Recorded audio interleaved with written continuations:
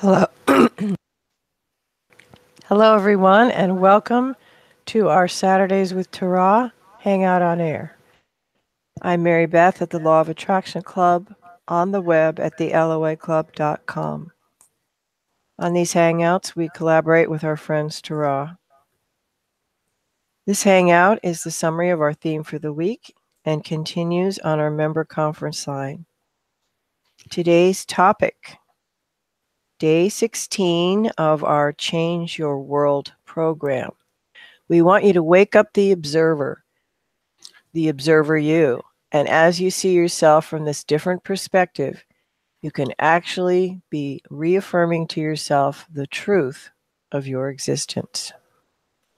You can get invites to our open calls, which we offer periodically, and our powerful free letting go process by going to the loaclub.com. So now we're going to hand the call over to Robin and Tara. Welcome.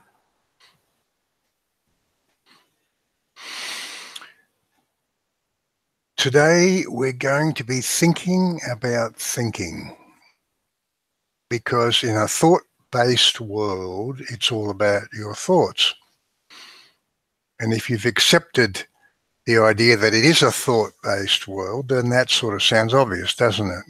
And yet we want you to see in a new way, in a more visceral way, how it is that you create your world and how it is that you participate in your world and how it is that you put energy into maintaining it just as it is. We want you to wake up the observer you. And as you see yourself from this different perspective, you can actually begin reaffirming to yourself the truth of your existence. Then you can move some of that energy from maintaining the status quo to creating more of what you want. From Abraham through Esther. The thought that you think, which attracts to it. So you think it some more, which attracts to it. So you think it some more. In other words, when you have an expectation, you've got a dominant thought going on. And law of attraction is going to deliver that to you again and again and again. And you say, the reason that I believe this is because it's true.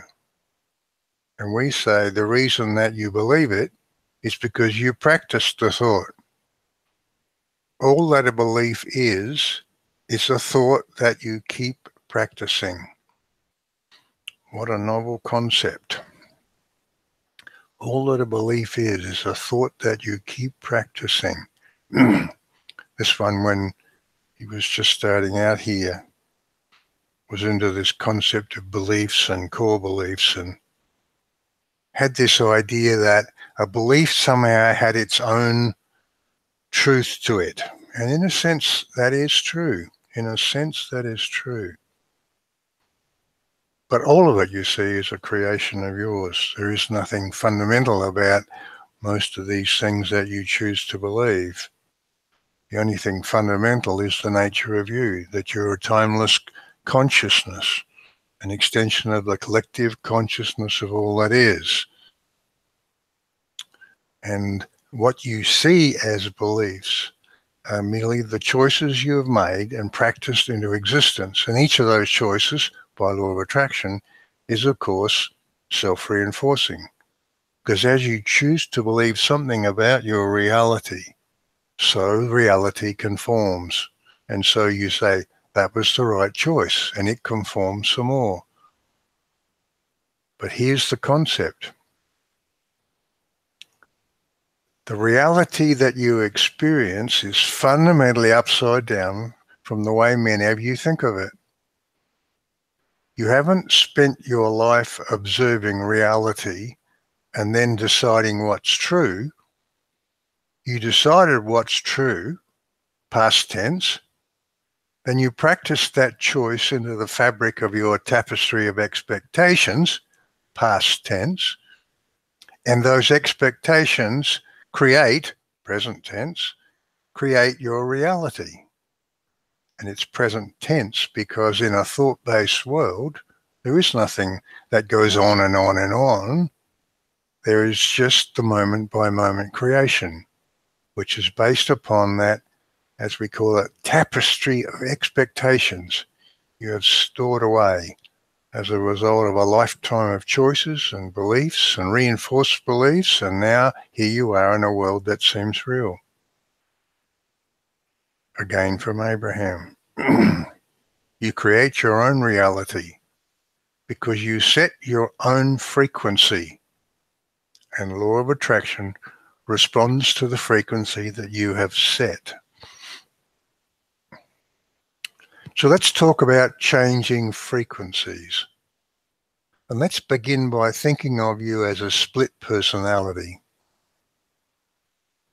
as a subconscious engine, firstly, an automatic you that sees you in a status quo world and, quote, knows, unquote, how to navigate that world. It is confident it knows everything about that world. And it has been delegated the task of keeping you alive and well and thriving in that world. That's the automatic you in that status quo world.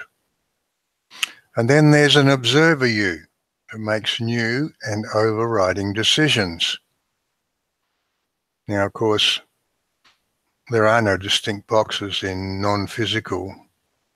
There are only more of this and more of that. There is only things that can be described more easily one way that merge into things that can be described more easily another way. And so it is here. We're always a little suspicious of those that say there are 7 levels of this and 9 of this and 23 of this and 5 absolutes and so on and so on. Because in non-physical, there are no boundaries, there are no boxes. And yet, as you move into this world with its limits and its boundaries and so on, it is useful as a concept to describe some of these things as different sorts of things. And that is what we are doing here when we talk of an automatic you that operates in a status quo world and an observer you that makes new decisions. It sounds like these are 2 very absolute and definite things. And in a way, you can say they are, but more importantly, we want you to see that these are concepts, and these are concepts that are powerful because they can help you to see what's going on, to discover the world around you, to discover you in that world, to discover the truth of you. And so today we are going to be talking about these 2 components of you, and yet they are merged. There is no boundary between them. Even as there is no boundary between that subconscious engine and the tapestry of expectations which resides within it, which defines everything about you, including these components which we talk about, the subconscious you and the observer you. So let us move on and let's discover what we can when we look at these concepts. Let's begin right now by waking up the observer you. Simply think about what you're thinking.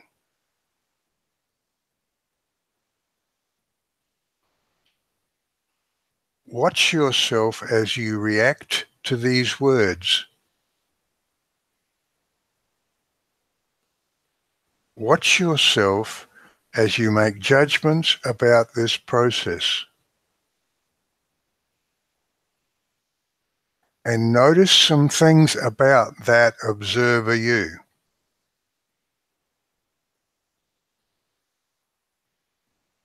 The observer you is not concerned.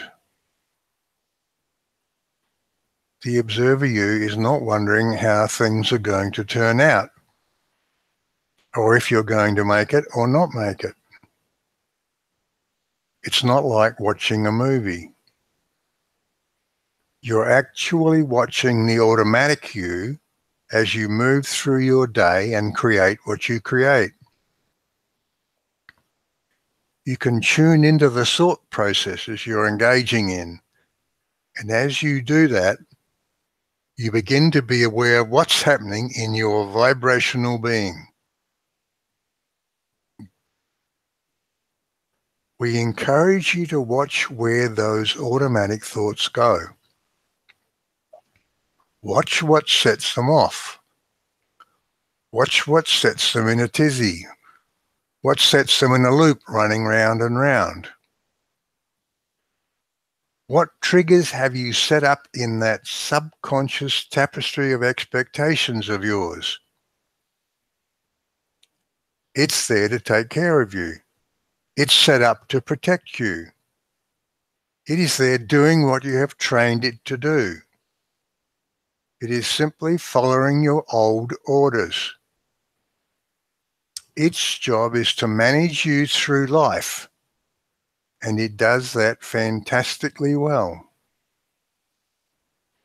The only problem is that in doing so, it fiercely maintains the status quo. And you and we are right in the middle of this exercise, which is all about breaking out of that mold. So the observer you needs to make new decisions. That new choice part of you can watch all of this. And when it sees those thoughts going in a negative direction, what if down? What if things don't work out? What if, not feeling good type of thoughts, the observer you can make a new decision. Not this time. Not this time. This time we're doing something different. We're not on a track that is inevitable. We're on a track that we created ourselves, and we can change that track on a moment's notice. Maybe it feels a little overwhelming at first to do a 180-degree change. But maybe it feels possible to do a 10-degree move or a 20-degree move. You can do an incremental move to a place that feels a little better. The benefit of the observer you watching from the stands is that you can see those things happening as they happen. And then you can tap yourself on the shoulder and say, aha, not this time. Let's switch this around. This is obviously getting us nowhere but more of what we do not want. So let's change this. Let's move in another direction. The secret to living a joy-filled life is simply choosing to feel good. It's simple, but not necessarily easy. As you begin learning the art of choosing to feel good, it will not at first be an automatic choice. And so it has to be the observer you that makes that choice. As you move down this road into a life of more conscious creation, the automatic you has to adjust. What you sometimes call mastery is when you've moved many of those more obvious choices from observer you to automatic you. It's when your subconscious has learned the new rules and is no longer fiercely maintaining the status quo. It's when the automatic you is enrolled in the new game plan. As you learn to see things through the eyes of the observer you, the greater you, the true nature of the game becomes obvious. You recognize the power that you have, and instead of shrinking into your shell and suppressing your desires to avoid contrast, you open up to new worlds and new adventures. So your choices are: you can live within the world, constrained by the world, and dealing with the world as best you can. In other words, you can live totally as the automatic you. Or you can wake up the observer you. See yourself living within the world, enjoying the contrast and heightened desire, making truly new decisions, and joyfully creating new versions of everything to play with. So let's come back to this, if you like, really the thought for the day. The secret to living a joy-filled life is simply choosing to feel good. There's two ways of doing that. One is to change your thoughts to thinking of something that you have practiced as feeling good. Some subject that feels good to you. Second way, you can choose to feel good no matter what. Because feeling good, you see, is not dependent on circumstances. Feeling good is a choice you make. And as you choose to feel good about something, so you begin to see the positive aspects of that. You begin to see doors opening for you that you didn't know existed. And so as you begin to choose to feel good, life opens up for you. As you begin learning the art of choosing to feel good, it will not at first be an automatic choice. And so it has to be the observer you that makes that choice. Can you see what we're saying here? A short time ago, we invited you to wake up the observer you, to be in this sort of split personality, if you will, to be in the stands at the same time as you're on the field playing the game. And can you see that the automatic you, the subconscious you, however you choose to call it, that automatic status quo you is going to be out there playing the game within the rules of the game. And to some extent, the rules of the game are not what you would have them be. They are based on old choices that no longer serve you, that no longer represent where you want to go or experiences you want to have. And the subconscious you, living in that status quo world, does not give you the ability to make those refreshing new and exciting new and adventurously new choices. You have to do that from this observer you place. And as you are now feeling the presence of this observer you and thinking through that place, if you will, can you see the difference between you in automatic you mode, playing the game, and you in observer you mode, seeking to make changes? And those changes, as we say, will not at first be an automatic choice. But mastery of this process, and that is what we are encouraging you into here, whether you are on this program with us or just following along, even if you have just reached us today, we say, if you are seeking to learn how to play this game of life on earth in a new and exciting way, then we are inviting you into the mastery of it. Mastery is when your subconscious has learned the new rules and is no longer fiercely maintaining the status quo. It's when the automatic you is enrolled in the new game plan.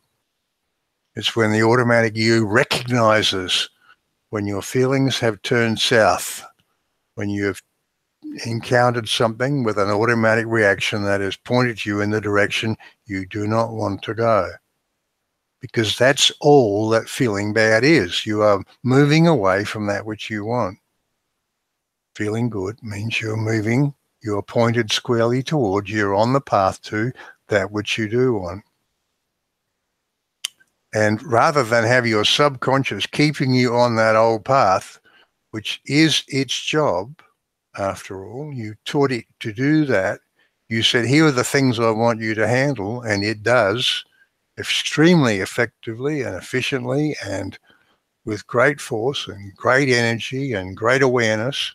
It keeps you on that path. And now you want to change path. And initially that choice has to be from the observer you place.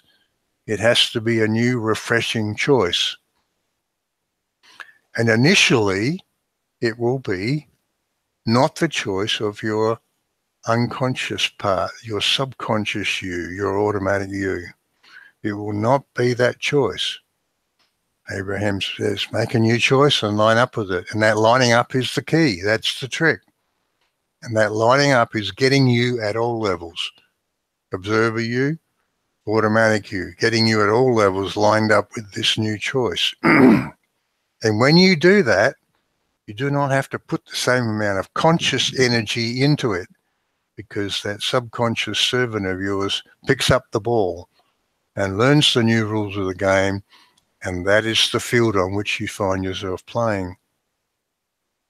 And so here we are in the middle of this program, and we are asking you to just be aware of these components of you.